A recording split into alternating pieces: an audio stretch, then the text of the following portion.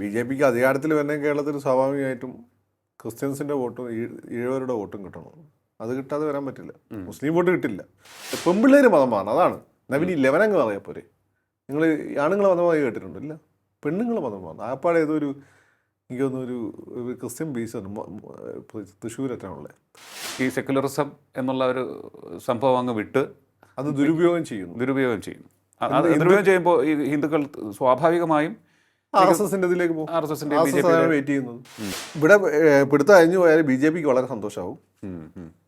നഷ്ടം ഉണ്ടാകുന്നത് മുസ്ലിം കമ്മ്യൂണിറ്റിക്കാണ്. ഓക്കെ. കാരണം പണ്ടത്തെ പോലെ ദാരിദ്ര്യം കഷ്ടപ്പെടല്ല, വിദ്യാഭ്യാസത്തിന് കഷ്ടപ്പെട്ട പോലെ ഒരുപാട് പൈസ കൊണ്ടുവന്നിട്ടുണ്ട്. ഈ പൈസ മൊത്തം ഇൻവെസ്റ്റ് ചെയ്തിരിക്കുന്നത് കേരളത്തിലാണ്. സഖാവ് പിണറായി ഉള്ളതുകൊണ്ടാണ് സത്യത്തിൽ ഈ പറയുന്നതിന് അത് വലിയ രീതിയിൽ ബി ജെ പിനെ ഇവിടെ കേരളത്തിൽ തടഞ്ഞു നിർത്താൻ പറ്റുന്നത്. പക്ഷേ സഖാവിൻ്റെ സപ്പോർട്ട് എന്താണ്? കേരളത്തിൽ സെക്കുലർ സൊസൈറ്റിയാണ്.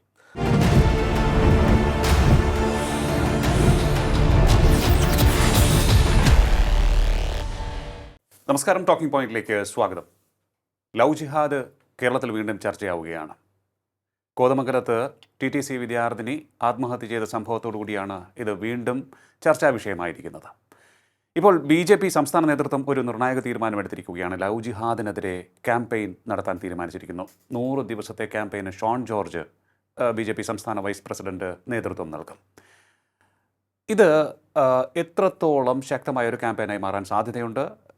ജനങ്ങളുടെ മനസ്സിലേക്ക് ഇത് BJP ഉദ്ദേശിക്കുന്ന ലക്ഷ്യം എത്തിക്കാൻ സാധിക്കുമോ? പരിശോധിക്കാം നമുക്ക്. അതോടൊപ്പം ചേരുകയാണ് രാഷ്ട്രീയ നിരീക്ഷകൻ ശ്രീ ഫക്രുദ്ദീൻ അലി. നമസ്കാരം, ടോക്കിംഗ് പോയിന്റിലേക്ക് സ്വാഗതം. ലവ് ജിഹാദ് വീണ്ടും ചർച്ചയാവുകയാണ്. കോതമംഗലത്ത് സോന എൽദോസ് എന്ന പെൺകുട്ടി ആത്മഹത്യ ചെയ്യുന്നു.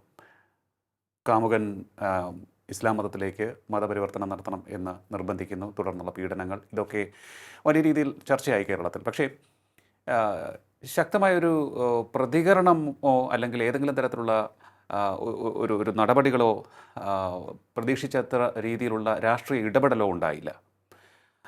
ഇത് വളരെ വേഗത്തിൽ പരിഹരിക്കേണ്ട ഒരു വിഷയമാണ് എന്നിരിക്കലും. എന്ത് തോന്നുന്നു ഇപ്പോൾ BJPയുടെ തീരുമാനം? BJP ഡാമേജ് കൺട്രോൾ മോഡിലാണ്. സത്യത്തിൽ ഈ കന്യാസ്ത്രീകളുടെ വിഷയത്തിൽ കുറച്ച് കൺഫ്യൂഷൻ ഉണ്ടായിരുന്നു. കൺവേർഷനായിട്ട് ബന്ധപ്പെട്ടിട്ടുള്ള വിഷയം RSSന്റെ നിലപാടിന് എതിരായിരുന്നു സ്റ്റേറ്റ് ലീഡർഷിപ്പ് എടുത്ത നിലപാട്. അപ്പം അതൊരു ഒന്ന് ക്രിസ്ത്യൻ കമ്മ്യൂണിറ്റിയിൽ ഈ പറയുന്ന പോലെ അവരെ തൊടും RSS എന്നുള്ളൊരു ഫീല് വന്നു. അതുകൊണ്ട് ഇടയ്ക്കുണ്ടായ സ്നേഹം കുറഞ്ഞോ അല്ലേ നമുക്ക് ഇലക്ഷൻ നടന്നാലേ പറയാൻ പറ്റും.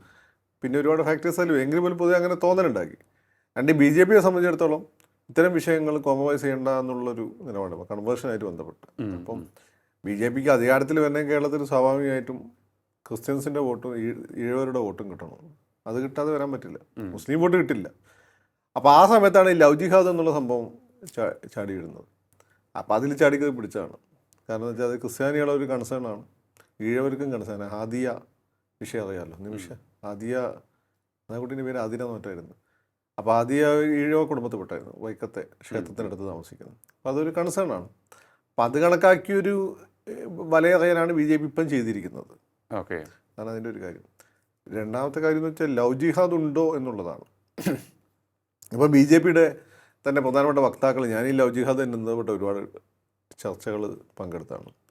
അപ്പോൾ അവർ പറയുന്നത് വെച്ചാൽ പ്രേമിച്ച് കല്യാണം കഴിക്കുന്നതിൻ്റെ പുറത്ത് മതം മാറ്റുന്നതോ ഇതുവരെ പറഞ്ഞുകൊണ്ടിരുന്നത് ലവ് ജിഹാദ് അല്ല, മറിച്ച് ജിഹാദ് ചെയ്യാൻ വേണ്ടിയിട്ട് എന്ന് വെച്ചാൽ യുദ്ധം ചെയ്യുക, ഇസ്ലാമിന് വേണ്ടി യുദ്ധം ചെയ്യാൻ വേണ്ടി. ജിഹാദ് എന്നുള്ളതിന് ശരിക്കുള്ള അർത്ഥം അങ്ങനെ ഒന്നല്ല, എങ്കിൽ പോലും അവർ പറയുന്ന അർത്ഥം ഇസ്ലാമിന് വേണ്ടി യുദ്ധം ചെയ്യാൻ വേണ്ടിയിട്ട് ആളുകളെ, ഭീകര സംഘടനകൾ ഹിന്ദു ക്രൈസ്തവ വിഭാഗത്തിൽപ്പെട്ട പെൺപിള്ളേരെ ബോധപൂർവം ടാർഗറ്റ് ചെയ്ത്, പ്രേമം നടിച്ച് ടാർഗറ്റ് ചെയ്ത് കല്യാണം കഴിച്ച് വിദേശത്തേക്ക് കടത്തി ഭീകരവാദികളാക്കുന്നു. ഇതിനെയാണ് അവർ ലവ് ജിഹാദ് എന്ന് പറയുന്നത്.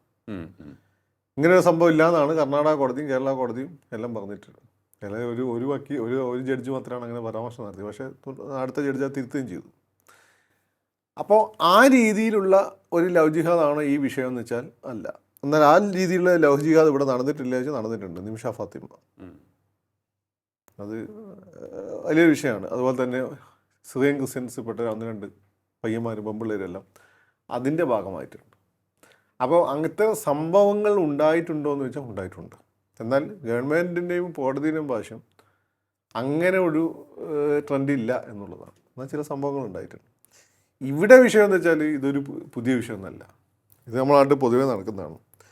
ഏതെങ്കിലും ഒരു സമുദായത്തിൽപ്പെട്ട എതിർഭാഗത്തിൽപ്പെട്ട പെൺകുട്ടിയെ പ്രേമിക്കും. പ്രേമിച്ചില്ല ഇവനൊക്കെ കല്യാണം കഴിക്കും. കല്യാണം കഴിക്കുന്നതിൻ്റെ ഒട്ടും ഇവനൊരു ഓഫർ വെക്കും, മതം മാറണം. പിന്നെ ഈ നാളെ എന്തിനാണ് കയറി മറ്റേ സമുദായത്തിൽപ്പെട്ട പെമ്പിള്ളേരെ പ്രേമിക്കാൻ പോകുന്നത്? പിന്നെ സ്വന്തം സമുദായത്തിൽ നിന്ന് പ്രേമിച്ചാൽ പോലെ. മലബാറിലൊക്കെ ആണെങ്കിൽ ഏതാണ്ട് ഒരു 6 മാസം കുടുംബ വീടുകളെല്ലാം സൽക്കാരായിരിക്കും. ചിക്കൻ കഴിച്ച് പണ്ടാറടങ്ങും. എന്തൊക്കെ സാധ്യത ഉണ്ട്. പിന്നെ ഇവനെന്തിനാ സമുദായത്തിൽ പോയി കെട്ടാൻ നിൽക്കുന്നത്? കെട്ടുന്നതല്ല, പ്രേമിക്കാൻ നിൽക്കുന്നത്. സ്വന്തം സമുദായമൊക്കെ ഇവന് ഇത്രയും നിർബന്ധം ഉണ്ടെങ്കിൽ ഇവൻ്റെ ഉള്ളിൽ നിന്നുള്ള ലവ് ഒറ്റ ഫസ്റ്റായിട്ടൊക്കെ ഒതുക്കിയിട്ട് ജാതിയും ജാതകവും ഒക്കെ നോക്കി കിട്ടിയാൽ പോരെ.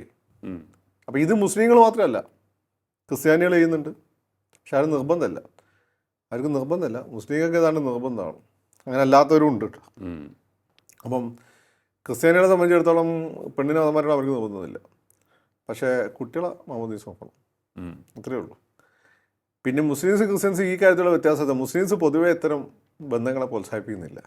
അവർ സമുദായത്തിനുള്ളിൽ നിന്ന് തന്നെ കെട്ടാനാണ് അവർ ആവശ്യപ്പെടുക. എൻ്റെ അനുഭവമാണ്. ക്രിസ്ത്യൻസിൻ്റെ ഇടയിൽ ഈ 4 തൊട്ട് മുകളിലോട്ടുള്ള ജാതിക്കാരാണെങ്കിൽ അവർ ഹാപ്പിയാണ്. അതാണ് അതിൻ്റെ വേറൊരു അത് സന്തോഷമാണ്. അഭിമാനത്തോടെ കൂടി പറഞ്ഞു നടക്കുകയും ചെയ്യും.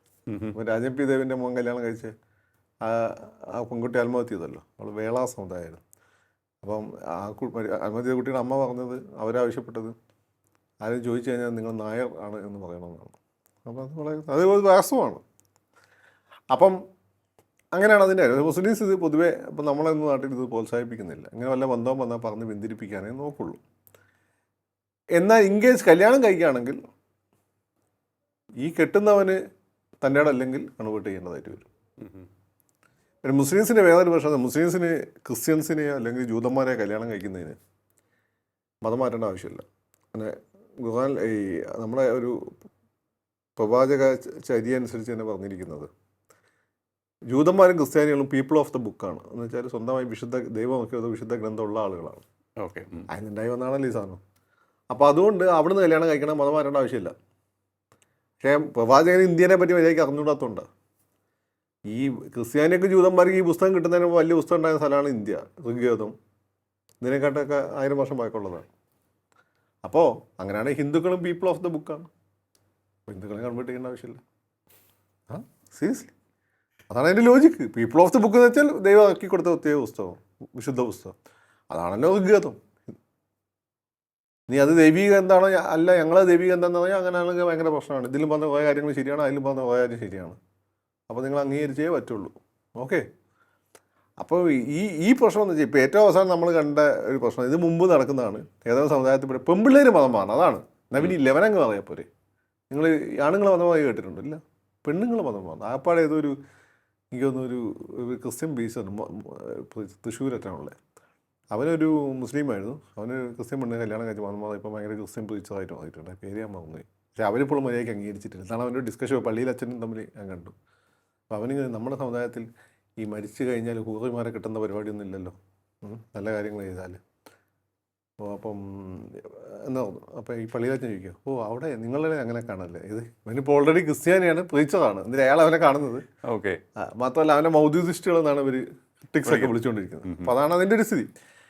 ഇത് ഈ വിഷയത്തിൽ മുമ്പ് നടന്നിട്ടുള്ള കാര്യമാണ്. എല്ലാ സമുദായത്തിലും നടന്നത്. ഞാനിപ്പം സെലിബ്രിറ്റികളുടെ പേരൊന്നും പറയുന്നില്ല, എനിക്ക് അവരൊക്കെ ഇഷ്ടമാണ്. അങ്ങനെ കല്യാണം കഴിച്ച് മതം ക്രിസ്ത്യാനിറ്റിയിലേക്ക് മാറിയിട്ടുണ്ട്, ക്രിസ്ത്യാനിറ്റി ഹിന്ദുവിലേക്ക് മാറിയിട്ടുണ്ട്, ഇസ്ലാമിലേക്ക് മാറിയിട്ടുണ്ട്. ഈ വിഷയത്തിൽ അതിലൊരു എനിക്കത് പേഴ്സണലി ഒരു കാര്യം പറയാനുള്ളൂ. ഒരാളെ സ്നേഹിക്കുന്നത് അയാളുടെ വ്യക്തിത്വം കണ്ടിട്ടാണ്, അല്ല അയാളെ മതം കണ്ടിട്ടല്ല. എസ്പെഷ്യലി ഒരു ഹിന്ദു പെൺകുട്ടി ഒരു ക്രിസ്ത്യനെയോ ഒരു മുസ്ലിമിനെയോ സ്നേഹിക്കണമെങ്കിൽ മതത്തിൻ്റെ കാര്യത്തിൽ ഹിന്ദു മതത്തെക്കാട്ടും വിശിഷ്ടമൊന്നല്ല ഈ മതം. ഹിന്ദു മതം എല്ലാ മതങ്ങളുടെയും മാതാവാണ്. എല്ലാ മതങ്ങളും പിന്നെ അന്തസ്സത്ത് ഉൾക്കൊള്ളുന്നതാണ്. ഹൈന്ദവ വിശ്വാസം അല്ലെ ഹിന്ദു മതം എന്ന് വെച്ചാൽ ഒരു മഹാസമുദ്രമാണ്. ബാക്കി എൻ്റെ മതം ഉൾപ്പെടെയുള്ള മഹാനദികളാണ്. അത് ആ സമുദ്രത്തിൽ ചേരും, അത്രയേ ഉള്ളൂ. അപ്പോൾ അവരെ സംബന്ധിച്ച് വലിയൊരു പാരമ്പര്യമാണുള്ളത്.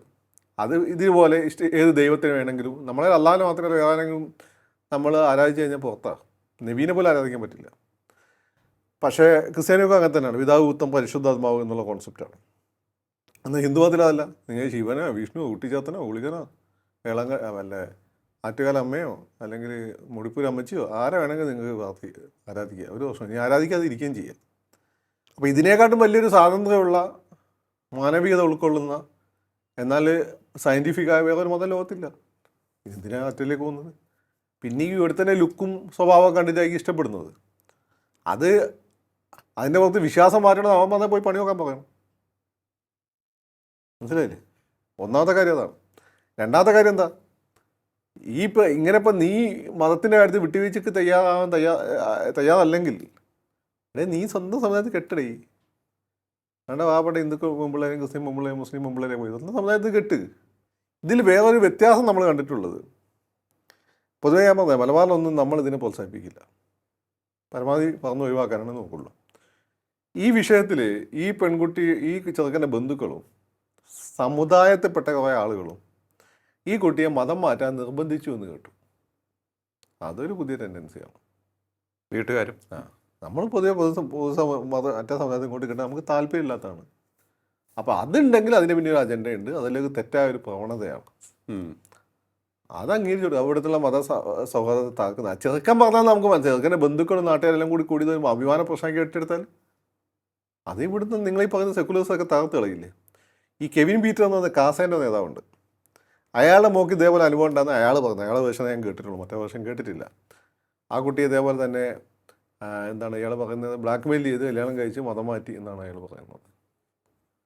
അപ്പം എന്തോ എനിക്കറിയില്ല, അയാളെ വർത്തമാനത്തിൽ അയാളെ ഇടപെടൽ കണ്ട അയാൾക്കെന്ന് പേഴ്സണലി നല്ല അടി കിട്ടിയ പോലെ ഉണ്ട്. ഭയങ്കര അതിശക്തമായ മുസ്ലിം വിരോധം അയാളുടെ വാക്ക്. എന്നെ വരെ അയാൾ ജിഹാദിയാക്കി കളഞ്ഞിട്ടുണ്ട് ഡിസ്കഷൻ. ഞാൻ ദേഷ്യം പിടിച്ച് എന്തൊക്കെ പറഞ്ഞു. അപ്പം ഇതും ആ സെൻട്രൽ ട്രാവൻകൂറിലാണ്. ഇത്തരം സംഭവങ്ങൾ പൊതുവേ റിപ്പോർട്ട് ചെയ്യപ്പെടുന്നത് സെൻട്രൽ ട്രാവൻകൂറിലാണ്. അപ്പോൾ ഹാദിയയുടെ വിഷയവും സെൻട്രൽ ട്രാവൻകൂർ ഏരിയയിലാണ്. അപ്പോൾ അവിടെ ഡിഫറൻ്റ് ആയിട്ട് എന്തോ സംഭവിക്കുന്നുണ്ട് എന്നൊരു ഫീൽ എനിക്കുണ്ട്. അത് മുസ്ലിം സമുദായത്തിന് ആശ്വാസമല്ല, ഈ നിങ്ങൾ ഈ പറയുന്ന കേരളത്തിലെ സോ കോൾഡ് സെക്യുലർ സമുദായത്തിന് ആശ്വാസമല്ല. ഒരു പരിധി കഴിയുമ്പോൾ ഒന്നോ രണ്ടോ പിള്ളേർ, എൻ്റെ വാപ്പ പണ്ടത്തെ പോലെ റേഷൻ കിട്ടുന്ന പോലെ ഒന്നോ രണ്ടോ പിള്ളേരേ ഉള്ളൂ. അവർ അച്ഛൻ്റെ അമ്മേൻ്റെ മൊത്തം ലൈഫ് ഈ പിള്ളേരെ ബേസ് ചെയ്തുകൊണ്ടാണ് മുന്നോട്ട് വന്നത്. അപ്പോൾ അവരെ ഈ രീതിയിലൊക്കെ ചീറ്റ് ചെയ്യുന്നതെന്ന് തോന്നിക്കഴിഞ്ഞാൽ ആളുകളെ സ്വഭാവമാവും. ഇവിടെ സെക്കുലർ സൊസൈറ്റി ഇങ്ങനെ നിലനിൽക്കുന്നതുകൊണ്ടാണ് നിങ്ങൾക്ക് മുസ്ലിമായിട്ടും ക്രിസ്ത്യാനിയൊക്കെ ആയിട്ടും ഒന്നാം സ്ഥാനക്കാരനായി കേരളത്തിൽ നടക്കാൻ പറ്റും. ഇത് കേരളത്തിന് മാത്രമേ ഉള്ളൂ. ഉത്തരേന്ത്യയിൽ പോയി കഴിഞ്ഞാൽ ഒന്നാം സ്ഥാനക്കാരനൊന്നല്ല, രണ്ടാം സ്ഥാനക്കാരനാണ്. ഒന്നാം സ്ഥാനക്കാരൻ്റെ ഔദാര്യമാണ് ഈ രണ്ടാം സ്ഥാനം. അവിടെ പോയി നോക്കണം. അപ്പോൾ ഇവിടെ നിങ്ങൾക്ക് ഇങ്ങനെ നടക്കാൻ പറ്റുന്നുണ്ടെങ്കിൽ അതിന് കാരണം ഇവിടെയുള്ള ഹിന്ദു സെക്കുലർ ആയതുകൊണ്ടാണ്. ആ ഹിന്ദുവിൻ്റെ സെക്കുലർ സാധനം ഇവിടെ ക്രിസ്ത്യാനിസിൻ്റെ മുസ്ലിമിൻ്റെ മേലെ സ്വാധീന ശക്തിയായിട്ടുണ്ട്. അപ്പോൾ ഇത്തരം സംഭവങ്ങൾ അതിനെ തകർക്കും. അതിനെ തകർന്നാൽ നിങ്ങളിവിടെ രണ്ടാം കിടക്കാരായി നടക്കേണ്ടി വരും. അല്ല, ഇതിപ്പോൾ ഈ സർക്കാർ ഈ ഒരു വിഷയത്തിൽ ഒരു സ്റ്റാൻഡ് എടുക്കുന്നില്ല എന്നുള്ളതാണ്. അതാണ് എനിക്ക് തോന്നുന്നു ബി ജെ പിക്ക് ഒരു വഴിയൊരുക്കുന്നത്. അവർ ഈ ഒരു വിഷയത്തിൽ ശക്തമായി വരുന്നു. പിന്നീട് നമ്മുടെ നാട്ടിൽ ഇത്തരത്തിലുള്ള വിഷയങ്ങൾ, ഈ വർഗീയ വിഷയങ്ങളൊക്കെ തന്നെ തിരഞ്ഞെടുപ്പ് വിഷയമാവുകയും ചെയ്യും. മുൻപ് എന്നത്തെക്കാലം അതിന് കൂടുതൽ വെയിറ്റേജ് കിട്ടിക്കൊണ്ടിരിക്കുന്ന ഒരു സമയം കൂടിയാണ്. എൻ്റെ അഭിപ്രായത്തിൽ ഈ ഹിന്ദു വോട്ട് ആണ് ഇപ്പോൾ എല്ലാവരുടെയും ഒരു ഒരു ഒരു ഒരു ടാർഗറ്റ് എന്ന് പറയുന്നത്. അപ്പോൾ അങ്ങനെയുള്ളപ്പോൾ ഇത്തരത്തിലുള്ള വിഷയങ്ങൾ വരുമ്പോൾ രാഷ്ട്രീയ പാർട്ടികൾ അത് ഉപയോഗിക്കുകയും ചെയ്യും. ഇതിന് എതിരെ ഏതെങ്കിലും തരത്തിലുള്ളൊരു ക്യാമ്പയിൻ വരുമ്പോഴാണ് അതൊരു സ്പർദ്ധയിലേക്ക് കൂടി ഇനി പോകാനുള്ള സാധ്യതയും കാണുന്നത്. പ്രത്യേകിച്ച് ഈ ക്യാമ്പയിന് ക്രിസ്ത്യൻ പെൺകുട്ടിയാണ് കോതമംഗലത്ത് മരണത്തിനിരയായി ഈ ഒരു വിഷയത്തിൽ ആത്മഹത്യയിലേക്ക് പോയി. ഷോൺ ജോർജ് നേതൃത്വം നൽകുകയാണ്. കാസ എന്നുള്ളൊരു സംഘടന വളരെ ശക്തമായിട്ട് പോകുന്ന ഒരു സംഘടനയാണ് ഇത്തരത്തിൽ ക്രിസ്ത്യൻ പെൺകുട്ടികളെ ടാർഗറ്റ് ചെയ്ത് ഉണ്ടോ കന്യാസികളുടെ വിഷയത്തിൽ നിമിഷപ്രിയയുടെ വിഷയത്തിൽ ഒന്നും കണ്ടിട്ടില്ല. അപ്പോൾ ഇത്തരത്തിലുള്ള സംഭവങ്ങളൊക്കെ നിലനിൽക്കുമ്പോഴാണ് ഇത്തരത്തിലൊരു ക്യാമ്പയിൻ വരുന്നത്. ഈ ക്യാമ്പയിന് എന്തായാലും ഒരു ശക്തമായ പിന്തുണ കിട്ടാനുള്ള സാധ്യത എത്രത്തോളം ഉണ്ട്? അല്ല, ഒന്ന് സ്റ്റേറ്റ് ഗവൺമെൻറ് ഇതിൽ എന്താ ചെയ്യുക? ഇതിപ്പോൾ സംഭവം എന്ന് വെച്ചാൽ ഈ രീതിയിലെ സമ്മതം കൊണ്ടൊരു കുട്ടി ആത്മഹത്യ ചെയ്തു. അതിൽ പോലീസ് നടപടി എടുത്തിട്ടുണ്ട്, കേസെടുത്തിട്ടുണ്ട്. ഇതിലും കൂടുതൽ നമ്മൾ വിചാരിക്കുന്ന പോലെ പോകാനൊന്നും ആ രീതിയിൽ സോഷ്യൽ ഇഷ്യൂ ഒന്നല്ല. അല്ലെങ്കിൽ ഇത്തരം ഇഷ്യൂസ് നിരന്തരം റിപ്പോർട്ട് ചെയ്യപ്പെടണം. അങ്ങനെയൊക്കെ അവർക്ക് ചെയ്യാൻ പറ്റുള്ളൂ. അല്ലെങ്കിൽ പൊളിറ്റിക്കൽ അജണ്ട വെച്ച് പെരുമാറുന്ന സ്റ്റേറ്റ് ഗവൺമെൻറ് ആയിരിക്കണം. അങ്ങനെ അജണ്ട ഈ ഗവൺമെൻറ് ഉണ്ടെന്ന് എനിക്ക് തോന്നുന്നില്ല. രണ്ട്, ഇനിയിപ്പോൾ ബി ജെ പി ഇങ്ങനെ ക്യാമ്പയിനായിട്ട് വരുമ്പം ഇലക്ഷൻ വരുന്ന സമയത്ത് ഒരു മൈനോറിറ്റി വോട്ട് ബാങ്കിൻ്റെ കൺസോൾട്ടേഷന് വേണ്ടി LDF UDF ഇത് ഏറ്റെടുത്താൽ ഇത് വലിയ വിഷയമാകും. അല്ലെങ്കിൽ അതങ്ങനെ പോകും. ക്രിസ്ത്യൻ വിഭാഗത്തിലേക്ക് ഈ ക്യാമ്പയിനിലൂടെ വീണ്ടും അടുക്കാൻ സാധിക്കും. നേരത്തെ നമ്മൾ സംസാരിച്ച കാര്യമാണ്. അപ്പോൾ ഇത്തരത്തിലൊരു ഒരു വിഷമം കാസയ്ക്കുമുണ്ട്. വലിയൊരു പ്രതിഷേധം ഈ ഒരു വിഷയത്തിൽ നിലനിൽക്കുകയും ചെയ്യുന്നുണ്ട്. ക്രിസ്ത്യൻ വിഭാഗത്തിൽ പലപ്പോഴും ചില വികാരിമാരൊക്കെ ഇത് പരസ്യമായി പ്രകടിപ്പിക്കുകയും ചെയ്തിട്ടുണ്ട്. സഭയിലൊക്കെ ഇത് വളരെ കാര്യമായി ചർച്ച ചെയ്യുന്നുണ്ട്.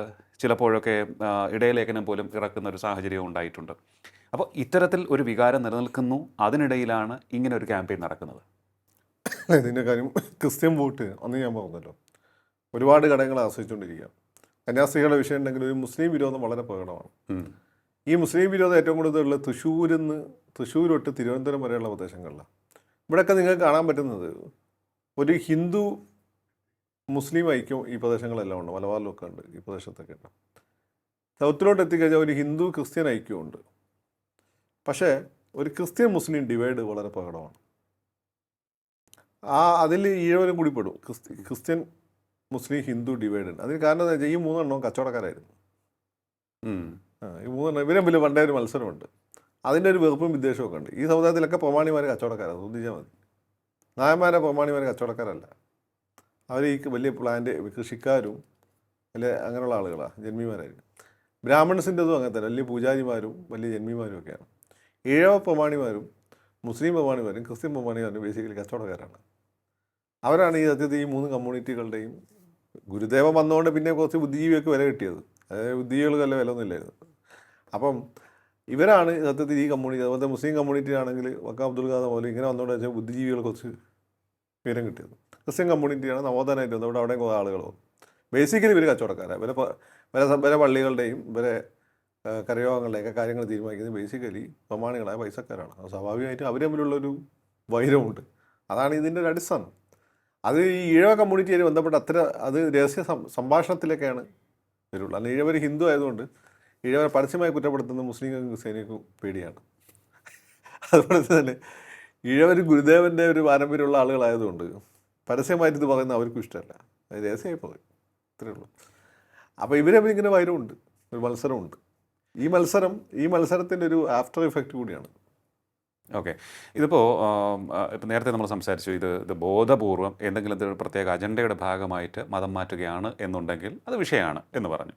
അങ്ങനെ ഉണ്ട് എന്നുള്ള സംശയം തോന്നുന്ന ചില സംഭവങ്ങളൊക്കെ നമുക്ക് മുന്നിലേക്ക് വന്നിട്ടുമുണ്ട്. ഇപ്പോൾ ഏതാനും നാളുകൾക്ക് മുമ്പ് ലക്നൌവിൽ നിന്നും തൃശ്ശൂരിലേക്ക് കുറേ പെൺകുട്ടികളെ മതം മാറ്റാനായി കൊണ്ടുപോകും. അതൊരു ആസൂത്രിത നീക്കമായി നമുക്ക് കണക്കാക്കാൻ പറ്റും. ഇപ്പോൾ ഇതുപോലെ തന്നെ കോതമംഗലത്തെ സംഭവം, അങ്ങനെ കുറേയേറെ സംഭവങ്ങൾ ഇത്തരത്തിൽ മതം മാറ്റപ്പെട്ട് പിന്നീട് ഇവരെ ചില ഐസിസ് കേന്ദ്രങ്ങളിൽ കണ്ടെത്തിയതും കൊല്ലപ്പെട്ടതുമായിട്ടുള്ള വാർത്തകളും നമുക്ക് കിട്ടിയിട്ടുണ്ട്.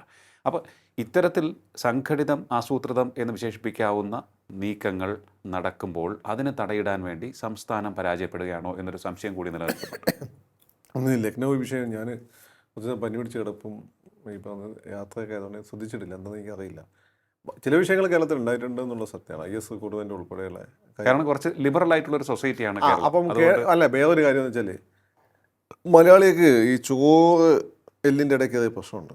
മലയാളികൾ ഉത്തരേന്ത്യക്കാരെ അപേക്ഷിച്ച് പൈസക്കാരാണ്. അപ്പോൾ അത് ക്രിസ്ത്യാനികളും മുസ്ലിങ്ങളും നല്ല റിച്ചാണ്. അപ്പം നല്ല ഫണ്ടും വരുന്നുണ്ട്. അമേരിക്കയിൽ നിന്ന് ക്രിസ്ത്യാനിക്കും ഗൾഫിൽ നിന്ന് മുസ്ലിങ്ങൾക്കും ഫണ്ടും വരുന്നുണ്ട്. ഇത് ഉപയോഗപ്പെടുത്തിക്കൊണ്ട് മറ്റ് സ്ഥലങ്ങളിൽ ഇസ്ലാമും ക്രിസ്ത്യാനിറ്റി ഉണ്ടാക്കാനുള്ള പ്രധാനപ്പെട്ട കേന്ദ്രമായിട്ടും കേരളം മാറിയിട്ടുണ്ട്. പക്ഷേ അവർക്ക് അറിഞ്ഞുകൂടാത്തൊരു കാര്യം, ഇവർക്ക് കേരളത്തിൽ ഈ കളിയൊക്കെ കളിക്കുന്നത് ഇവിടെ 50% എന്നീ ഹിന്ദുക്കളുണ്ട്. അവർ BJP പറയുന്നത് കേൾക്കാത്തതുകൊണ്ടാണ്, സെക്കുലർ നിൽക്കുന്നതുകൊണ്ടാണ്, അവർ CPM-ൻ്റെ കൂടി ഒക്കെ നിൽക്കുന്നതുകൊണ്ടാണ്. പക്ഷെ ഇവരെ കുടുംബത്തിൽ കയറി കളി തുടങ്ങിക്കഴിഞ്ഞാൽ വിഷയം ഊഞ്ഞാലാവും. അങ്ങനെയാണെങ്കിൽ ഒരു കാര്യം ഞാൻ നിങ്ങളോട് പറഞ്ഞാൽ, ഗുജറാത്ത് കലാപത്തിന് മുമ്പ്, ഗുജറാത്ത് കലാപത്തിന് വേറെ പൊളിറ്റിക്കൽ കാര്യങ്ങളൊക്കെ ഉണ്ട്. പക്ഷേ ഇവന്മാർക്കൊരു പണി കൊടുക്കണം എന്നുള്ള ഫീൽ അവിടുത്തെ മുസ്ലിംസിൽപ്പെട്ട ഈ ഗുണ്ടകളും പ്രമാണിമാരും ചേർന്ന് ഹിന്ദുക്കളുടെ ഉണ്ടാക്കിയിരുന്നു. അത് കേരളത്തിൽ മുസ്ലിങ്ങളും ക്രിസ്ത്യാനികളും ഇപ്പോൾ സ്വയം ഉണ്ടായിക്കൊണ്ടിരിക്കുന്നുണ്ട്. അതൊരു അപകടം പിടിച്ച പോക്കാണ്. ഇത് നേരത്തെ പറഞ്ഞതുപോലെ ഈ സെക്യുലറിസം എന്നുള്ള ഒരു സംഭവം അങ്ങ് വിട്ട് അത് ദുരുപയോഗം ചെയ്യുന്നു. ദുരുപയോഗം ചെയ്യുമ്പോൾ ഈ ഹിന്ദുക്കൾ സ്വാഭാവികമായും RSSൻ്റെ ഇതിലേക്ക് പോകും. വെയിറ്റ് ചെയ്യുന്നത്. കാരണം എന്ന് വെച്ചാൽ ഇവിടെ പ്രധാനമായിട്ട് എന്താണ്, ഇവിടെ നായരാണെങ്കിലും നായന്മാരെ നയിക്കുന്നത് എന്താണ്, നായന്മാരെ നയിക്കും മന്നത്ത് ആചാര്യൻ്റെ ആശയങ്ങളാണ്. അത് വളരെ സെക്യുലറാണ്. ഈഴവരെ നയിക്കുന്നത് എന്താ, ഗുരുദേവൻ്റെ. ഇവർ തമ്മിൽ പ്രശ്നങ്ങളൊക്കെ ഉണ്ടാവും. ഈഴവ നായർ പ്രശ്നമൊക്കെ ഉണ്ടാവും. ബേസിക്കലി ഇവർ രണ്ടു കൂട്ടർ സെക്കുലറാണ്. ഇപ്പം ചങ്ങനാശ്ശേരിയിലെ ക്രിസ്ത്യൻസും മുസ്ലിംസും NSS ആയിട്ടും അങ്ങനെ വന്നതാണ്. അതുപോലെ തന്നെ ഈഴവരും അങ്ങനെ തന്നെയാണ്. ഈ ഇവിടെ പല ക്രിസ്ത്യാനികളും പിന്നെ SNDP മെമ്പറാണ്. നിങ്ങൾക്ക് അറിയാം, SNDP ആർക്കും മെമ്പർ ആവുമല്ലോ. മുസ്ലിംസ് വരെ ഉണ്ടെന്ന് ഞാൻ കേട്ടിട്ടുള്ളത്, നായന്മാരുണ്ടായിരുന്നു. അപ്പോൾ ഇവരങ്ങനെ ആയതുകൊണ്ടാണ്, മനസ്സിലായില്ലേ? അത് ഏറ്റവും വലിയ സമുദായ സംഘടനകളിലാണ് ഒന്ന് മന്നത്ത് ആചാര്യനും ഒന്ന് ഗുരുദേവനുമാണ് ആണല്ലോ. ഇവർ രണ്ടുപേരും സെക്കുലറായിരുന്നു, വളരെ സെക്കുലറായിരുന്നു, 100% സെക്കുലറായിരുന്നു. അപ്പോൾ അതുകൊണ്ടാണ് ഈ രണ്ട് പ്രമുഖ സമുദായങ്ങളും ഇങ്ങനെ സെക്കുലറായി നിൽക്കുന്നത്. പക്ഷെ അത് കണ്ടിട്ട് ഇവർ മണ്ടന്മാരാന്ന് വിചാരിച്ചിട്ട് ഈ പുറത്തുനിന്ന് വരുന്ന പൈസ ഇറക്കിയുള്ള കളി തുടരുകയാണെങ്കിൽ അങ്ങനെ മണ്ടന്മാരാവണ്ടെന്ന് പറഞ്ഞാൽ പുതിയ ജനറേഷൻ അങ്ങ് തീരുമാനിക്കും. അങ്ങോട്ടാണ് പോകും. അത് മുസ്ലിംസിനകത്തേ നിങ്ങൾ പ്രകടമായി കണ്ടിട്ടുള്ളൂ. കേരളം ബേസ് ചെയ്തുകൊണ്ട് ഉത്തരേന്ത്യയിൽ മതപരിവർത്തനം നടത്തുന്ന ലോബികളെ പറ്റി നിങ്ങൾ പഠിച്ചിട്ടുണ്ടോ? ഇല്ലല്ലോ. നിങ്ങൾ കോട്ടയിലൊക്കെ പോയി നോക്കണം. കോട്ടയം എന്ന് രാജസ്ഥാന സ്ഥലം. ഞാൻ ട്രെയിനിൽ പോകുമ്പോൾ ഇതും പരിചയപ്പെട്ടത്. അപ്പോൾ ഒരു റഫറൻറ്റ് അയാളെ പരിചയപ്പെടുന്നത് എങ്ങനെയാണെന്ന് വെച്ചാൽ, ഒരാൾ ഞാനും വാപ്പയുണ്ട്, എന്തൊരു സ്കോളർഷിപ്പ് എറണാകുളത്ത് എനിക്ക് സിവിൽ സർവീസ് പഠിക്കുന്ന സ്കോളർഷിപ്പ് കിട്ടി. അപ്പോൾ അതിൻ്റെ പേപ്പർ സൈൻ ചെയ്യാൻ പോയിട്ട് വരിക. അപ്പോൾ ഒരു ബെഗർ വന്നു. ഞാൻ 10 രൂപ എടുത്തത്. നമ്മളെ ശീലം അത്. വാപ്പയും ഞാനും ഞങ്ങളൊരു പാരം എന്ന് വെച്ചാൽ വാപ്പേൻ്റെ കയ്യിൽ നിന്ന് കണ്ടുപിടിച്ചാണ്. അപ്പോൾ എൻ്റെ കൂടെ അപ്പുറത്ത് നിൽക്കുന്നത് എന്തിനാണ് അത് കൊടുത്തത്? അത് അയാളെ പ്രോത്സാഹിപ്പിക്കുകയാണ്. ഞാൻ ചോദിച്ചു നിങ്ങളാരാ? ഞാൻ റവറൻറ്റ് സോ ആൻഡ് സോ, കോട്ടയാണ് ആസ്ഥാനം. ജീസസ് എന്താ പറഞ്ഞത്? അടുത്ത് മറ്റേ കാരണം കാണിച്ചു കൊടുക്കണം, പിന്നെ പട്ടിണി മാറ്റണം. അതെ. ഞാൻ ചോദിച്ചു എന്താ പരിപാടി? ഇങ്ങനെ മിഷൻ പുറത്തണം. ഓക്കെ, എന്നോട് എന്താ പരിപാടി? ഞാൻ സിവിൽ സർവീസ് IPS ആണ് ലക്ഷ്യം. IPS കിട്ടി രാജസ്ഥാൻ കേരളത്തിൽ വരികയാണെങ്കിൽ എന്നെ വന്ന് കാണണം കേട്ടോ. എന്തിന്? ഇതിന് വേറെ ചില കാര്യങ്ങളുണ്ട്, ഞാൻ കൂടുതലൊന്നും പറയുന്നില്ല. ഇയാളിന്ന് ഇനിമേ റവറൻ്റ് എന്തെങ്കിലും പറയാതിരിക്കണ്ടേ? എനിക്ക് ക്രിസ്ത്യൻസിനോട് എസ്പെഷ്യലി ന്യൂ ടെസ്റ്റ്മെൻറ്റ് വലിയ ബഹുമാനമുള്ള ഒരാളാണ്. അത് വെച്ചുകൊണ്ടാണ് ഈ കളി കളിക്കുന്നത്. മുസ്ലിംസിൻ്റെ അപ്പുറം കളിക്കുന്നുണ്ട്, അതായാലും വേറെ. മുസ്ലിംസ് കേരളത്തിൻ്റെ പുറത്തുനിന്നുള്ള പേരായിട്ട് അവർ ഉള്ളിലാണ് അവരുടെ കളികൾ. അത് ഇടക്കാലത്ത് തീരെയല്ലായിരുന്നു. പക്ഷേ ഇപ്പം ചിലതൊക്കെ നമ്മൾ കേൾക്കുന്നുണ്ട്. ഇപ്പോൾ ഈ സംഭവം പോലെ അതത്ര നല്ലൊരു സംഭവമല്ല. പറയാനുള്ളത് കൃത്യമായി പറഞ്ഞു തന്നെ പോകണം. നിങ്ങൾ വോട്ട് ബാങ്കോ മറ്റോ പേടിച്ച് ഈ കളി കളിക്കാൻ നിങ്ങൾ ഈ പറയുന്നത് നിങ്ങൾക്ക് കളിക്കാനുള്ള സ്പേസ് ഉണ്ടല്ലോ കേരളം, ഇതില്ലാതായി പോകും. അതെ, എനിക്ക് തോന്നുന്നു വളരെ പ്രസക്തമായ കാര്യമാണ്. അതായത് പണ്ട് VS അച്യുതാനന്ദൻ ഈ ഒരു വിഷയം പ്രതിപാദിച്ചിട്ടുണ്ട്. VS അത് അബദ്ധം വരും. മലബാർ പിള്ളേർ കോപ്പി അടിച്ചിട്ടേ ജയിക്കുന്നതാണ്. അതാരും മുമ്പ് ഒരു ഉപദേശം എടുത്ത് എനിക്കറിയില്ല. ബാക്കിയൊക്കെ ശരിയായിരുന്നു. അതായത് അദ്ദേഹം ഈ 2007 മുതലാണ് ഇത് ചർച്ചയാവുന്നത്. 2009 നമ്മുടെ മുഖ്യധാരയിലേക്ക് ഇത് വരികയും വലിയ ചർച്ചാ വിഷയമാവുകയും ചെയ്തു. 2010 VS അച്യുതാനന്ദൻ ഈ വിഷയത്തിൽ ഇടപെട്ട് STPയൊക്കെ രൂപം കൊണ്ടുവന്ന സമയത്താണ്. സെൻകുമാർ സാറിനൊക്കെ ഇൻ്റലിജൻസിൻ്റെ ജാതുണ്ടായ സമയത്താണ്. അദ്ദേഹം കൊടുത്തൊരു ഇൻഫർമേഷൻ ആയിരിക്കും. അത് സത്യം. ഇവർക്ക് അങ്ങനെ അജണ്ട ഉണ്ടാവുമല്ലോ. അപ്പോൾ VSന് ആകപ്പാടെ വെച്ച മറ്റയാണ്. അതായത് മലപ്പുറത്ത് പിള്ളേർ കഷ്ടപ്പെട്ട് പഠിച്ചിട്ട് ജയിക്കുന്നത്. അല്ല, അവിടെ അങ്ങനെ ഒരു സംഭവമില്ല. ഓക്കെ, അപ്പം അത് മൂപ്പർക്ക് പേജ് ചെയ്യും. ബാക്കി ശരിയാണ്. ബാക്കിയെല്ലാം അദ്ദേഹം പറഞ്ഞ പ്രസക്തമായിട്ടുള്ള സോഫ അവർക്ക് അങ്ങനെ അജണ്ട ഉണ്ടായിരുന്നു. അതിനുവേണ്ടി അവർ നീക്കുകയും ചെയ്തിരുന്നു. പക്ഷെ അത് നടക്കില്ല.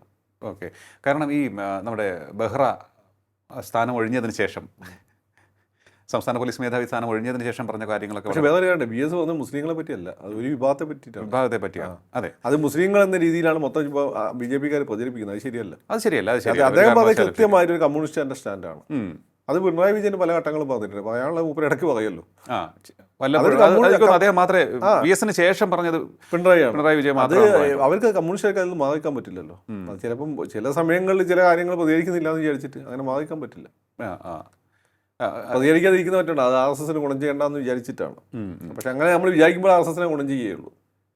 അല്ല, എനിക്ക് തോന്നുന്നു അല്ല, ഏറിയ പങ്കും ലിബറലായിട്ടുള്ള മുസ്ലിംസാണ്. വളരെ സത്യസന്ധരും വളരെ നേരെ. അവർക്കിപ്പോൾ നിൽക്കാൻ പറ്റാതെ അവരിപ്പം കമ്മ്യൂണലായി മാറിക്കൊണ്ടിരിക്കുക. സമുദായത്തിനുള്ളിൽ അവർക്ക് നിൽക്കണമെങ്കിൽ അവർ കമ്മ്യൂണലാവണം. അപ്പോൾ ലിബറൽ മുസ്ലിം ഇലക്ഷൻ എന്നാ ജയിക്കും. ആ പാടെ നിന്ന് ജയിച്ചത് മറ്റേ ഇവനാണ്. ഇപ്പോൾ ആര്യാടൻ്റെ മോൻ ജയിക്കാൻ കാരണം എന്താ അറിയോ? ജയിക്കാൻ കാരണം അപ്പുറത്ത് നിന്ന് ഈ നമ്മുടെ സ്വരാജ് ആളുകളെ ഭയങ്കര വെറുപ്പിച്ച് കളഞ്ഞു. സ്വരാജിൻ്റെ ഒരു പേഴ്സണാലിറ്റി അങ്ങനെയാണ്. സ്വന്തം നാട്ടുകാരനാണ്. അതുകൊണ്ട് പിന്നെ അങ്ങനെ ജയിച്ചാണ് ഷൗക്കത്ത്. അല്ലെങ്കിൽ ഒരു ട്രൂലി സെക്കുലർ ആയ ഒരാൾക്ക് കേരളത്തിൽ ഒരു മുസ്ലിം പോക്കറ്റിൽ നിന്ന് ജയിക്കാൻ പാടാണ്. ആര്യാടനും ജയിച്ചിരുന്നു. ആര്യാടൻ ജയിച്ച ഒരു പ്രത്യേക കളി കളിച്ചിട്ടാണ്. കാരണം അവിടെ എന്ന് വെച്ചാൽ ഹിന്ദു ക്രിസ്ത്യൻ നല്ല പ്രസൻസ് ഉള്ളൂ. 13% ക്രിസ്ത്യൻസും ബാക്കി ഹിന്ദുക്കളുണ്ട്. മുസ്ലിംസ് അത്രയല്ല ഹിന്ദുക്കൾ വെച്ച് നോക്കുന്നു. അപ്പോൾ ആര്യാടൻ എന്ന് വെച്ചാൽ ഹിന്ദു വോട്ട് കൺസോൾട്ടേറ്റ് ചെയ്യും. പിന്നെ ആര്യാടൻ തന്ത്രപരം AP സുന്നി എന്ന വിഭാഗം ഉണ്ടല്ലോ, അവർ ആര്യാടൻ കൂടെ നിർത്തും. ആര്യാടൻ പള്ളിയിലും പോവില്ല. ഞാൻ കേട്ടത് ഈ നോമ്പ് സമയത്ത് വീഡിയോ കളിച്ചുകൊണ്ട് നടക്കും. വലിയ തെറ്റാണ് നമ്മളാണ്. പക്ഷേ APക്ക് അത് പ്രശ്നമില്ലായിരുന്നു. എനിക്കൊന്ന് APയുടെ പിന്തുണ കിട്ടിയ വലതുപക്ഷ ആര്യാടൻ അത് ലീഗിൽ അങ്ങനെ ഒറ്റയ്ക്ക് കളിക്കാൻ പറ്റിയ സ്ഥലമല്ല നിലമ്പൂർ. എനിക്ക് തോന്നുന്നു 40% ഹിന്ദുസ് ഉള്ളൊരു സ്ഥലമാണ്. പിന്നെ ക്രിസ്ത്യൻസും ഉണ്ട്. അപ്പോൾ കമ്പൈൻഡ് ആയിട്ട് നിന്ന് കഴിഞ്ഞാൽ മുസ്ലിംസിനെക്കാട്ടും കൂടുതലാണ്. മുസ്ലിംസ് ആണല്ലോ മുസ്ലിം സെക്കുലർ, നമ്മളെയൊക്കെ ടൈപ്പ് മുസ്ലിംസാണ്. ഈ ആര്യാടൻ നമ്മളെയൊക്കെ ടൈപ്പ് മുസ്ലിമാണല്ലോ. അപ്പം സെക്കുലർ മുസ്ലിംസും ഉണ്ട്. അങ്ങനെ ആര്യാടൻ്റെ അങ്ങനെ ഒരു കോമ്പിനേഷൻ ആയിരുന്നു. അതല്ലാതെ നിങ്ങൾക്ക് ഒരു ട്രൂലി സെക്കുലർ ആയിട്ടുള്ള മുസ്ലിമിന് ഒരു മുസ്ലിം ഭൂരിപക്ഷ പ്രദേശത്ത് ജയിച്ചു വരാൻ പാടുണ്ട്. ഇത് സമ്മതിക്കില്ല അവർ. എനിക്കൊന്ന് ഈ നേരത്തെ പറഞ്ഞ പോയിന്റിലേക്ക് സെക്യുലർ ആയിട്ടുള്ള ഭൂരിഭാഗം ഉള്ള പക്ഷേ മുസ്ലിം ഭയങ്കര സെക്കുലറിസം പറയുകയും ചെയ്യും. അതെ, അതാണ് കാര്യം. മോഡി മറ്റേത് ഭയങ്കര സെക്കുലറിസം, മറ്റേത് മറിച്ച് ഭരണഘടന എന്നൊക്കെ പറയും. പക്ഷേ ബേസിക് സ്ഥാനത്തോടെ വരുന്ന സമയത്ത് കമ്മ്യൂണലോ അങ്ങനെ നിങ്ങൾ അതാണ് ഈ സത്യത്തിൽ BJP വളർത്തുന്നത് എന്നുള്ളതാണ്. എനിക്കൊന്ന് മുസ്ലിം ലീഗിലേക്കും ആ ഒരു ഒരു മുസ്ലിം ലീഗ് കടന്നുകയറ്റം, തെറ്റായ മുസ്ലിം കടന്നുകയറ്റം. ലീഗ് 47 പാകിസ്ഥാൻ ഭാഗത്ത് സപ്പോർട്ട് ചെയ്തിട്ട് കോർണർ ചെയ്യപ്പെട്ടതായിരുന്നു. പിന്നെ അവർ ഭയങ്കര നമ്മളെക്കാട്ടൊക്കെ വലിയ ദേശീയവാദികളായി വന്നു. അത് കഴിഞ്ഞിട്ട് ജമാഅത്ത് ഇസ്ലാമി ഒക്കെ വന്നു. സൗദി കേന്ദ്രീകൃതമായി ഫണ്ട് വന്നു തുടങ്ങി. നിങ്ങൾ വിചാരിക്കുന്നതിനപ്പുറത്തുള്ള ഫണ്ട് വരുന്നുണ്ട് പല മേഖലയിലും, സൗദി മറ്റേ യൂണിവേഴ്സിറ്റിയിൽ നിന്ന്. അപ്പോൾ ഈ ഫണ്ട് ഉപയോഗപ്പെടുത്തിക്കൊണ്ട് ഇവർ ഒരു പുതിയ വിഭാഗം മുസ്ലിങ്ങളെ വളർത്തിക്കൊണ്ട് ലീഗിൻ്റെ അവിടെ ഇവിടെയൊക്കെ പ്ലാൻ ചെയ്തു. പിന്നെ ഈ മുസ്ലിം ലീഗിനെ നിയന്ത്രിക്കുന്ന പല പ്രമാണികളെ അവർ പല രീതിയിൽ ബ്ലാക്ക്മെയിൽ ചെയ്യുകയോ ബ്രെയിൻ വാഷ് ചെയ്യുകയോ ചെയ്തു. ഇങ്ങനെയുള്ള ആളുകൾക്ക് ഇപ്പോൾ അതിൽ അല്ലാതെ ഇത്ര ശക്തമായിട്ടൊന്നും RSSനെതിരെ ലീഗ് സംസാരിക്കുന്നത് നിങ്ങൾ കേട്ടിട്ടുണ്ട് മുമ്പ്? ഇല്ല. കാരണം അവർക്കറിയാം RSSൻ്റെ സ്പേസ് എന്താണ്, RSSനെ എങ്ങനെ ഹാൻഡിൽ ചെയ്യണമെന്ന് അവർക്കറിയാം. അപ്പം നിങ്ങൾ CHൻ്റെ പ്രസംഗം എടുത്തു പോയി കഴിഞ്ഞാൽ ഇസ്ലാമിനെ കൊണ്ട് ഖുർആനിൽ ഉദ്ധരിച്ചുകൊണ്ട് കൂടുതൽ മഹാഭാരതത്തിന് രാമായണത്തിനാണ് ഉദ്ധരിച്ചിരിക്കുന്നത്. CH ആയിരുന്നല്ലോ ഇവിടുത്തെ ഏതോ വലിയ നേതാവ്. അത് മാറി ഇതേ മതത്തിലെ ഫാസിസത്തിന് അർത്ഥം എന്താണെന്ന് അറിയാം. ഞാൻ കൂടുതൽ കൂടുതൽ പറഞ്ഞു, അങ്ങനെ വേണ്ട. അല്ല, ഈ തങ്ങളുമാരുടെ അല്ലെങ്കിൽ തങ്ങൾ കുടുംബത്തിൻ്റെ ഒരു സ്വാധീനം ഇല്ലാതാക്കണം എന്ന് പറഞ്ഞുകൊണ്ട് ഇപ്പോൾ ന്യൂ ജനറേഷൻ അത് ഞങ്ങളെ വടക്കുന്നല്ല, തെക്കുന്നാണ് തങ്ങമ്മ. അതിപ്പോൾ പ്രധാന രഞ്ജി പണിക്കർ ഒരു സിനിമ ഉണ്ടല്ലോ, രഞ്ജി പണിക്കർ ഭരചന്ദ്രൻ സെക്കൻഡിൽ നിന്ന് സുരേഷ് ഗോപി ചെയ്ത ഏറ്റവും വലിയ ദ്രോഹ സിനിമയിൽ അഭിനയിച്ചതാണ്. സുരേഷ് ഗോപി രണ്ടാം വരെ ഒരിക്കൽ സിനിമയാണ്. അതിൽ നമ്മുടെ ലാൽ അവതരിപ്പിക്കുന്ന കഥാപാത്രമുണ്ട്. അത് മദിനിയെ പോലെ തോന്നിക്കുന്ന ക്യാരക്ടറാണ്. മദിനിയാണോ തങ്ങന്മാർ അതിലൊരുമാതിരി പയം മന്ത്രി ചോദിക്കുന്ന ആളുകളെ നേറ്റീവായിട്ടാണ് ചിത്രീകരിച്ചത്. ആ സിനിമകളുടെയൊക്കെ ഇമ്പാക്റ്റ് അവിടെ ഉണ്ടായിട്ടുണ്ട്. പക്ഷേ മലബാറിൽ ഇപ്പോഴും തങ്ങൾ കുടുംബം വളരെ ഇമ്പോർട്ടൻ്റ് ആണ്. ആരും വിചാരിച്ചത് ആക്കാനും പറ്റില്ല. തങ്ങൾ കുടുംബത്തിൽ ചില മാറ്റങ്ങൾ വന്നു. ഇപ്പോഴത്തെ സാദിഖ് അലി തങ്ങൾ എനിക്ക് വലിയ കാര്യമാണ്. പക്ഷേ മൂപ്പരാണ് ഹാഗിയ സോഫിയ വിഷയത്തിൽ ആ നെഗറ്റീവ് കമൻറ്റ് നടത്തിയത്. അല്ല, മൂപ്പരെ പോലും സ്വാധീനിക്കാൻ അവർക്ക് പറ്റിയെന്നുള്ളതാണ്. അപ്പം ഇത് സൗത്തിലുള്ള അങ്ങനെ വടക്കുള്ള മേത്തന്മാർ കിടന്ന് കളിക്കേണ്ട, സൗത്തിൽ ഞങ്ങൾ തെക്കുള്ള മേത്തന്മാരും കൂടി കളിക്കട്ടെ എന്നാണ് കൊണ്ടുവന്നത്. നിങ്ങൾ നോക്കിയാൽ ഈ SDPI PDP ഇതിലൊക്കെ ഏറ്റവും കൂടുതൽ തെക്കുള്ള മുസ്ലിംസാണ്, വടക്കുള്ള താരതമ്യേന കുറവാണ്. എനിക്കൊന്ന് ഒട്ടേറെ വിവാദങ്ങളിൽ പെട്ടിട്ടുണ്ടെങ്കിലും ആരോപണങ്ങൾ നേരിട്ടിട്ടുണ്ടെങ്കിലും കുഞ്ഞാലിക്കുട്ടി ഈ ഒരു വിഷയത്തിൽ വളരെ സെക്യുലർ ആയിട്ടുള്ള സ്റ്റാൻഡ് എടുത്തിട്ടുണ്ട്. മുനീറിനെ പോലെ മുനീറും കുഞ്ഞാലിക്കുട്ടിയൊക്കെ ഷാജി. അപ്പോൾ ഇവരുടെയൊക്കെ പിടുത്തം അയഞ്ഞു പോയാൽ ഇവിടെ പിടുത്തം അയഞ്ഞു പോയാൽ BJPക്ക് വളരെ സന്തോഷമാവും. നഷ്ടം ഉണ്ടാകുന്നത് മുസ്ലിം കമ്മ്യൂണിറ്റിക്കാണ്. ഓക്കെ. അപ്പോൾ കാരണം പണ്ടത്തെ പോലെ ദാരിദ്ര്യം കഷ്ടപ്പെടല്ല, വിദ്യാഭ്യാസത്തിന് കഷ്ടപ്പെട്ട് പോലെ ഒരുപാട് പൈസ കൊണ്ടുവന്നിട്ടുണ്ട്. ഈ പൈസ മൊത്തം ഇൻവെസ്റ്റ് ചെയ്തിരിക്കുന്നത് കേരളത്തിലാണ്. കാരണം മുസ്ലിംസിന് വേറെ എവിടെ സേഫായിട്ട് ഇൻവെസ്റ്റ് ചെയ്യാൻ പറ്റില്ല. കാരണം ഉത്തരേന്ത്യ ഇൻവെസ്റ്റ് ചെയ്ത സമയം കലാമുണ്ടാവാം. ഇനി പിന്നെ ഗൾഫിലാണെങ്കിൽ അവിടുത്തെ നിയമങ്ങൾ അങ്ങനെയാണ്. അപ്പോൾ ഏറ്റവും കൂടുതൽ ഇപ്പോൾ ക്രിസ്ത്യാനികളൊന്നും കേരളത്തിൽ വലിയ രീതിയിൽ ഇൻവെസ്റ്റ് ചെയ്യുന്നത് അവർ മൊത്തം വിദേശ രാജ്യങ്ങളാണ്. മുസ്ലിംസാണ് ഇവിടെ ഇൻവെസ്റ്റ് ചെയ്തിരിക്കുന്നത്. പക്ഷേ കളിച്ച് ഇനി ഓക്കെ നമ്മൾ ഞങ്ങൾ പറയും ഈ ഭൗതിക ജീവിതത്തിലെ കാര്യങ്ങളൊക്കെ ശരിയായി, ഇനി സ്വർഗത്തിലെ കാര്യം നോക്കാം. ഈ സ്വർഗത്തിലെ കാര്യം നോക്കിയാൽ മതി എന്ന് പറഞ്ഞുകൊണ്ട് ഭൗതിക ജീവിതത്തിലെ കാര്യങ്ങൾ വിട്ട് കളിച്ചാലുണ്ടല്ലോ രണ്ടും ഇല്ലാത്ത അവസ്ഥ. സ്വർഗമെന്ന് വെച്ചാൽ നമ്മളൊരു സ്വപ്നം മാത്രമാണ്, അല്ലെങ്കിൽ ഒരു ഇമാജിനേഷനാണ്, ഒരു അഷ്യൂറൻസാണ്. മറ്റേ റിയാലിറ്റിയാണ്. ഇങ്ങനെ ഇമാതിരി ഉള്ള തരികിടകളെ സപ്പോർട്ട് ചെയ്തു. ഇതാണ് മതമെന്ന് തെറ്റിദ്ധരിച്ചു. ഈ ഉദ്ദേശം വെച്ചുകൊണ്ട് മലീഷ്യസ് ഇൻറ്റൻഷൻ വെച്ചുകൊണ്ട് പ്രവർത്തിക്കുന്ന ഗൾഫ് കേന്ദ്രീകൃതമായി പ്രവർത്തിക്കുന്ന കുറേ ഐഡിയോളജിസ്റ്റുകളെ ബേസ് ചെയ്തുകൊണ്ടും കളിച്ചാൽ കാലിലടിയിലെ മണ്ണൊലിച്ചു പോകും. പിന്നെ പിണറായി വിചാരിച്ച പോലെ രക്ഷപ്പെടുത്താം. കാരണം പിണറായിക്ക് ഒരു ലിമിറ്റുണ്ട്. കമ്മ്യൂണിസ്റ്റ് പാർട്ടി ശക്തമായി നിൽക്കുന്ന വെച്ചാൽ ഈഴവരുള്ളതുകൊണ്ടാണ്. അവരൊളിച്ചു പോയി കഴിഞ്ഞാൽ പാർട്ടിയില്ല അവിടെ. അപ്പം പിണറായി ഉള്ളതുകൊണ്ടാണ് സത്യത്തിൽ ഈ പറയുന്നതിന് അത് വലിയ രീതിയിൽ BJPനെ ഇവിടെ കേരളത്തെ തടഞ്ഞു നിർത്താൻ പറ്റുന്നത്. പക്ഷേ സഖാവിൻ്റെ സപ്പോർട്ട് എന്താണ്? കേരളത്തിൽ സെക്കുലർ സൊസൈറ്റിയാണ്. ആ സെക്കുലർ സൊസൈറ്റിയെ തകർക്കുന്ന രീതിയിൽ മുസ്ലിംസിൻ്റെ ഭാഗത്തുനിന്നോ ക്രിസ്ത്യൻസിൻ്റെ ഭാഗത്തുനിന്നോ ശ്രമം ഉണ്ടായിക്കഴിഞ്ഞാൽ വേറെ ആർക്കും നഷ്ടമൊന്നുമില്ല, ഈ രണ്ടു കൂട്ടർക്കായിരിക്കും നഷ്ടം. അതിൽ ഏറ്റവും ആദ്യം നഷ്ടം ഉണ്ടാകുന്നത് മുസ്ലിം കമ്മ്യൂണിറ്റിക്കാണ്. ഫക്രുദ്ദീൻ അലി പറഞ്ഞ വളരെ പ്രസക്തമായ കാര്യങ്ങളാണ്. സെക്കുലറിസം കേരളത്തിൽ അടിവേരൂന്നിയ വളരെ ശക്തമായ ഒരു വിശ്വാസമാണ്, ഒരു ജീവിത രീതിയാണ്, നമ്മുടെ സംസ്കാരമാണ്.